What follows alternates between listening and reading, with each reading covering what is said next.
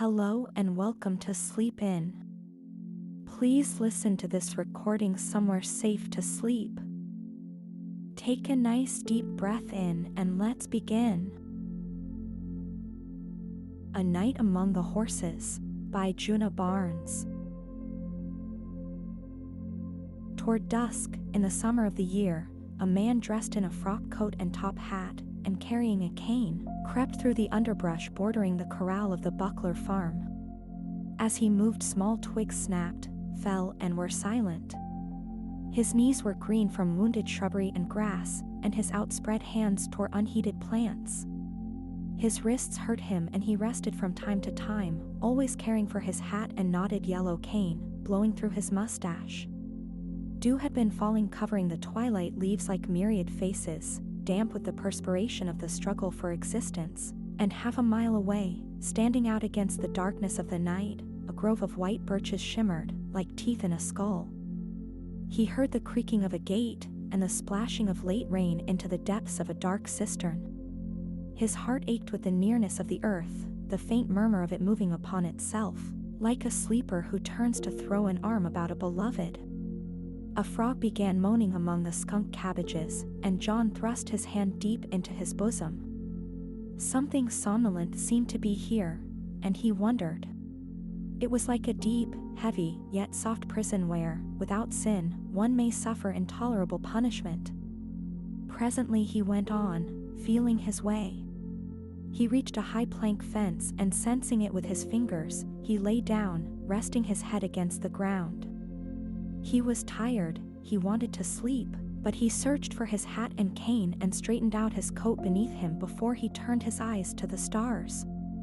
And now he could not sleep, and wondered why he had thought of it. Something quick was moving the earth, it seemed to live, to shake with sudden immensity.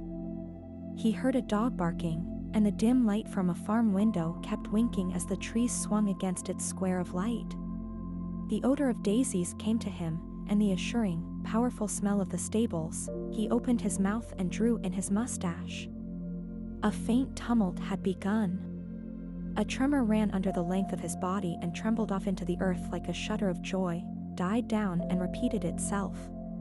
And presently he began to tremble, answering, throwing out his hands, curling them up weakly, as if the earth were withholding something precious, necessary. His hat fell off, striking a log with a dull hollow sound, and he pressed his red mustache against the grass, weeping. Again he heard it, felt it. 100 hoofs beat upon the earth, and he knew the horses had gone wild in the corral on the other side of the fence, for animals greet the summer, striking the earth, as friends strike the back of friends. He knew, he understood, a hail to summer, to life, to death. He drew himself against the bars, pressing his eyes under them, peering, waiting. He heard them coming up across the heavy turf, rounding the curve in the willow road. He opened his eyes and closed them again. The soft menacing sound deepened, as heat deepens, strikes through the skin into the very flesh.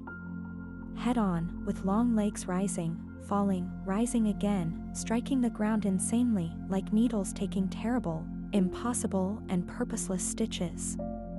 He saw their bellies, fawn-colored, pitching from side to side, flashing by, straining the fence, and he rose up on his feet and silently, swiftly, fled on beside them. Something delirious, hysterical, came over him and he fell.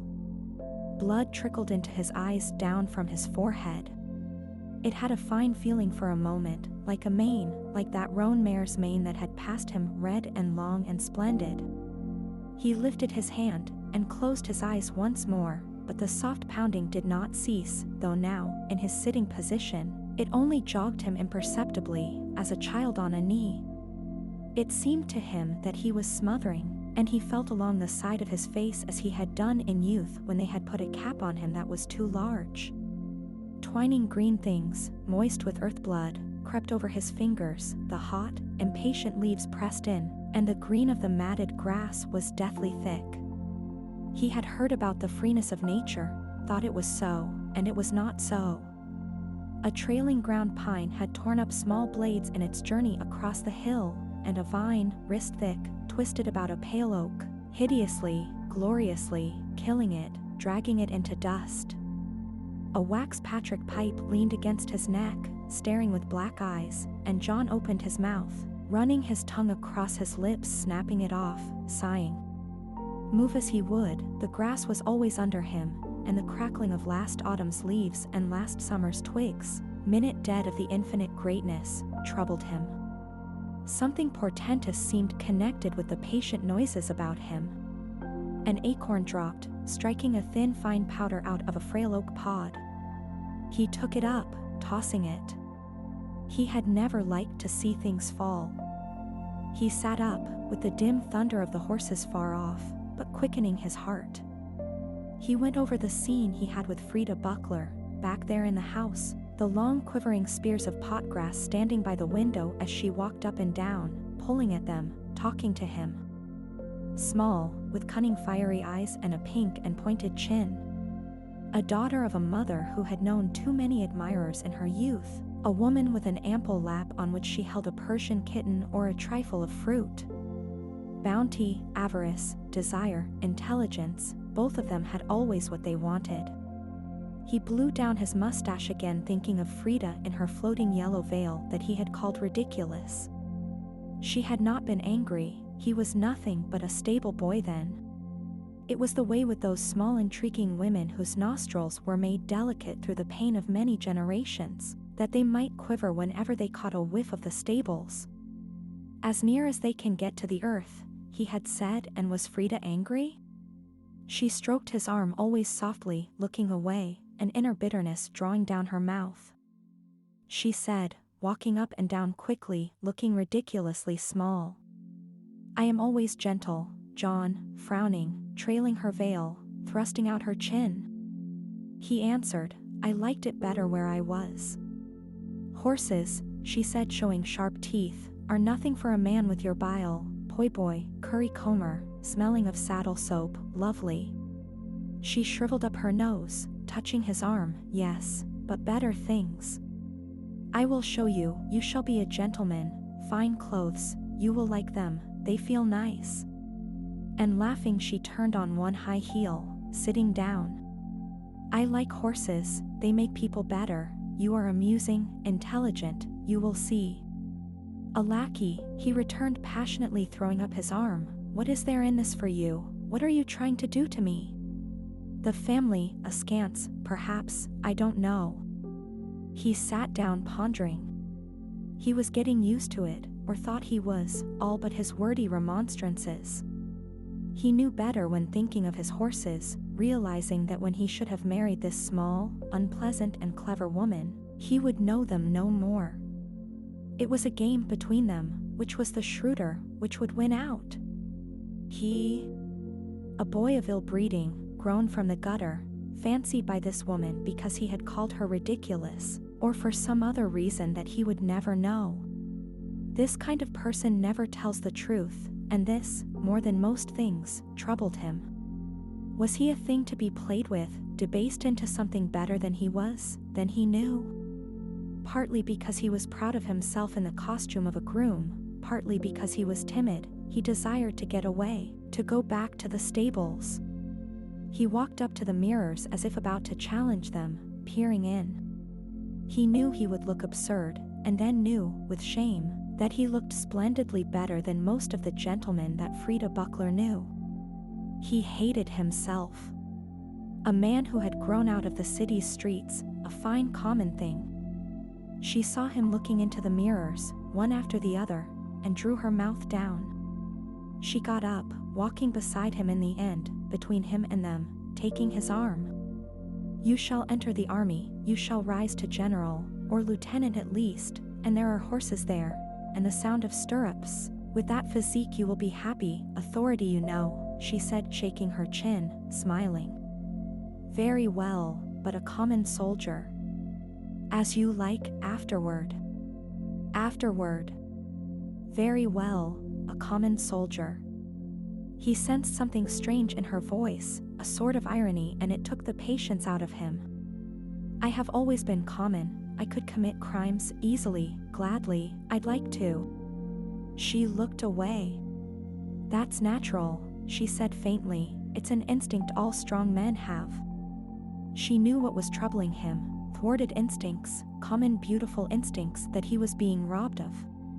He wanted to do something final to prove his lower order, caught himself making faces, idiot faces, and she laughed. If only your ears stuck out, chin receded, she said, you might look degenerate, common, but as it is.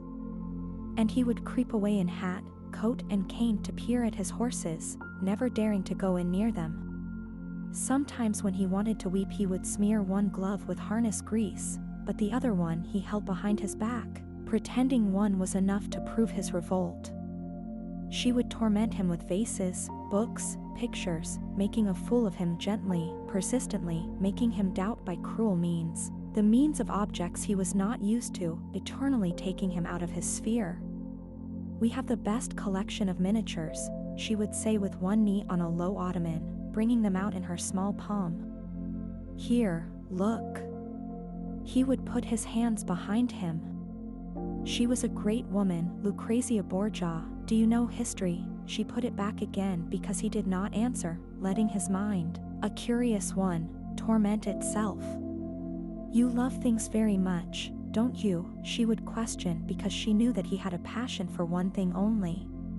She kept placing new ladders beneath his feet, only to saw them off at the next rung, making him nothing more than a nervous, irritable experiment. He was uneasy, like one given food to smell and not to taste, and for a while he had not wanted to taste, and then curiosity began, and he wanted to, and he also wanted to escape, and he could do neither. Well, after he had married her, what then? Satisfy her whim, and where would he be? He would be nothing, neither what he had been nor what other people were.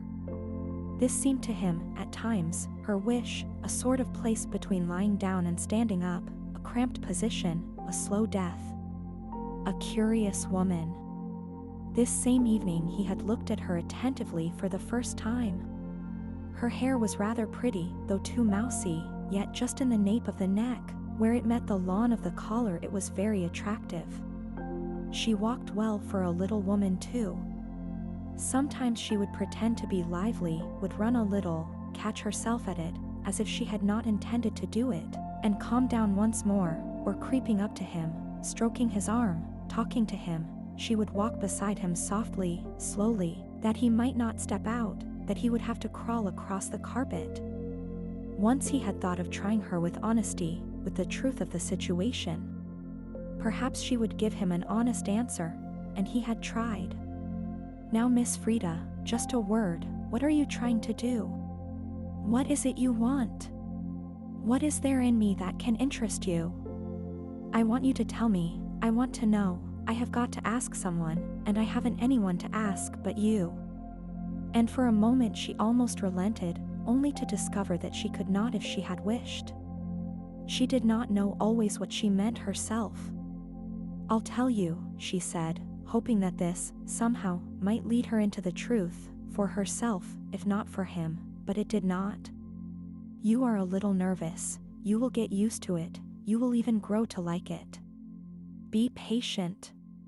You will learn soon enough that there is nothing in the world so agreeable as climbing, changing. Well, he said, trying to read her, and then. That's all, you will regret the stables in the end, that's all. Her nostrils quivered. A light came into her eyes, a desire to defy, to be defied. And then on this last night he had done something terrible, he had made a blunder. There had been a party. The guests, a lot of them, were mostly drunk, or touched with drink. And he too had too much. He remembered having thrown his arms about a tall woman, gowned in black with loose shoulder straps, dragging her through a dance. He had even sung a bit of a song, madly, wildly, horribly. And suddenly he had been brought up sharp by the fact that no one thought his behavior strange, that no one thought him presumptuous. Frida's mother had not even moved or dropped the kitten from her lap where it sat, its loud resolute purr shaking the satin of her gown. And he felt that Frida had got him where she wanted him, between two rungs.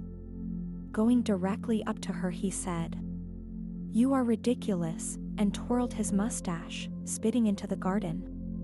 And he knew nothing about what happened until he found himself in the shrubbery crawling toward the corral, through the dusk and the dampness of the leaves, carrying his cane, making sure of his hat, looking up at the stars. And now he knew why he had come. He was with his horses again.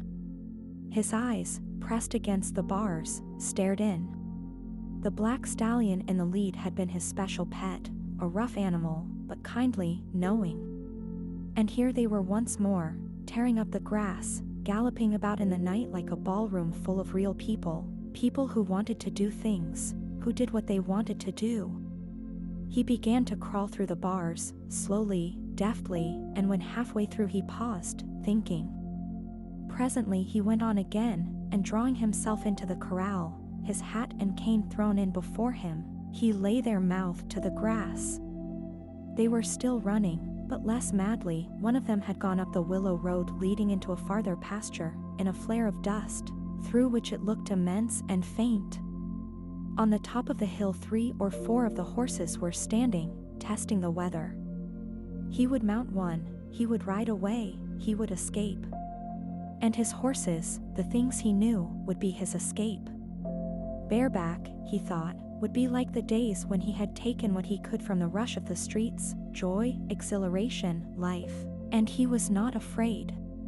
He wanted to stand up, to cry aloud. And he saw 10 or 12 of them rounding the curve, and he did stand up. They did not seem to know him, did not seem to know what to make of him, and he stared at them wondering. He did not think of his white shirt front, his sudden arising, the darkness, their excitement. Surely they would know, in a moment more. Wheeling, flaring their wet nostrils, throwing up their manes, striking the earth in a quandary, they came on, whinnied faintly, and he knew what it was to be afraid. He had never been afraid, and he went down on his knees. With a new horror in his heart he damned them. He turned his eyes up, but he could not open them. He thought rapidly, calling on Frida in his heart, speaking tenderly, promising. A flare of heat passed his throat, and descended into his bosom. I want to live. I can do it, damn it, I can do it. I can forge ahead, make my mark. He forgot where he was for a moment and found new pleasure in this spoken admission, this new rebellion.